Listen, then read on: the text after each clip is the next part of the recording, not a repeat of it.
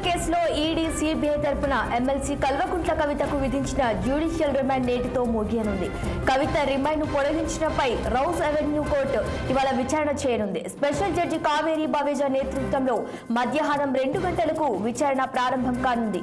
కవితను ప్రత్యక్షంగా కోర్టుకు హాజరుపరచనున్నారు అధికారులు.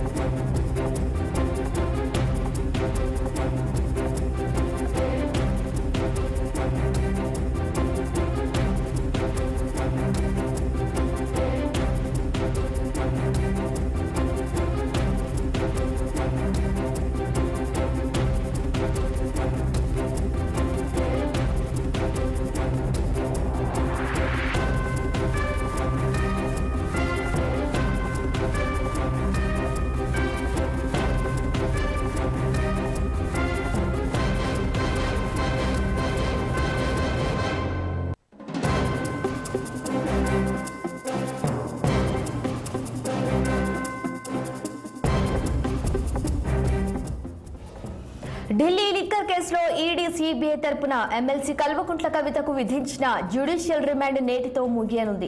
కవిత రిమాండ్ పొడిగించడంపై రౌస్ అవెన్యూ కోర్టు ఇవాళ విచారణ చేయనుంది. స్పెషల్ జడ్జి కావేరి బవేజా నేతృత్వంలో మధ్యాహ్నం 2 గంటలకు విచారణ ప్రారంభం కానుంది. కవితను ప్రత్యక్షంగా కోర్టుకు హాజరుపరచనున్నారు అధికారులు.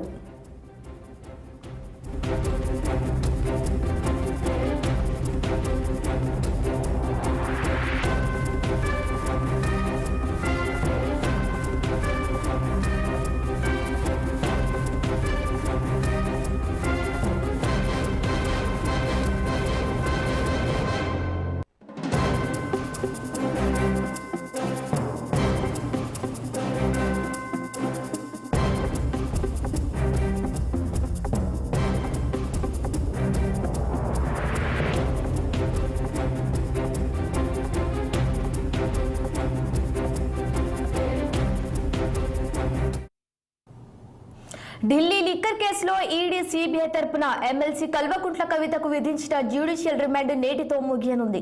కవిత రిమాండ్ పొడిగించడంపై రౌస్ అవెన్యూ కోర్టు ఇవాళ విచారణ చేయనుంది. స్పెషల్ జడ్జి కావేరి బవేజా నేతృత్వంలో మధ్యాహ్నం 2 గంటలకు విచారణ ప్రారంభం కానుంది. కవితను ప్రత్యక్షంగా కోర్టుకు హాజరుపరచనున్నారు అధికారులు. ఇక ఇదే అంశానికి సంబంధించి మరింత సమాచారం మా ప్రతినిధి అశోక్ లైవ్ లో అందిస్తారు. అశోక్, చెప్పండి, కవిత రిమాండ్ పొడిగించడంపై రౌస్ అవెన్యూ కోర్టు ఇవాళ విచారణ చేయనున్నట్లుగా తెలుస్తోంది. దీనికి సంబంధించిన అప్డేట్స్ ఏంటి?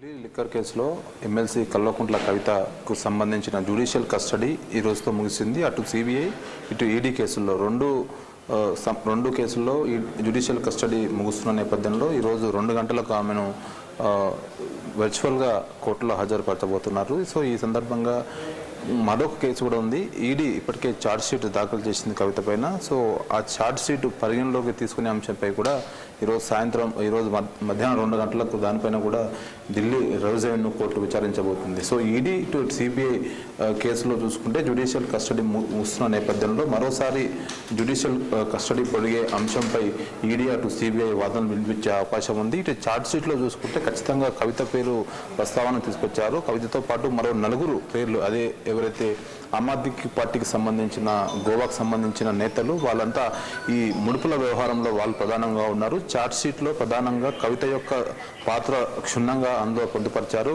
కవిత సూత్రధారి, పాత్రధారి.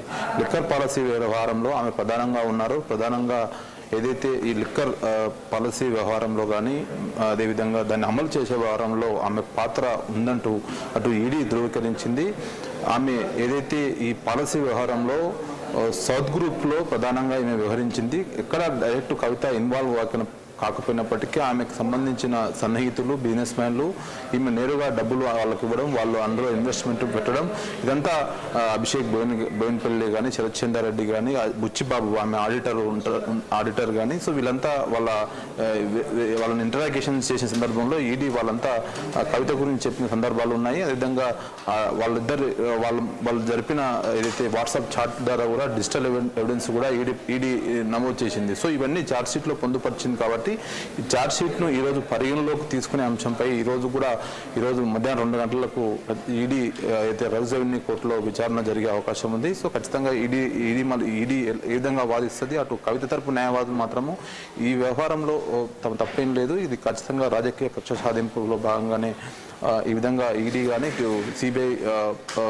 మామిన ఆరోపణలు చెప్తున్నట్టు అటు కవిత తరపు న్యాయవాదులు చెప్తున్నారు. సో మరి ఓవరాల్గా ఈ 2 గంటలకు మధ్యాహ్నం 2 గంటలకు 2 ఉన్నాయి ప్రధానంగా. ఒకటేమో జ్యుడిషియల్ కస్టడీ పొడిగింపు, మరొకటి ఛార్జ్ షీట్లు పరిగణలోకి తీసుకునే అంశం. సో ఈ 2 అంశాలపై ఈరోజు మధ్యాహ్నం 2 గంటలకు ఢిల్లీలోని సిబిఐ స్పెషల్ రౌజ్ రెవెన్యూ కోర్టులో విచారణ జరగబోతుంది. మరి కవితకు జ్యుడిషియల్ కస్టడీ పెంచుతారా, మరి ఛార్జ్ షీట్ పరిగణలోకి తీసుకున్న అనే అంశం పైన మరి కాసేపు వేచి చూడాల్సిన అవసరం. Ashok, thank you.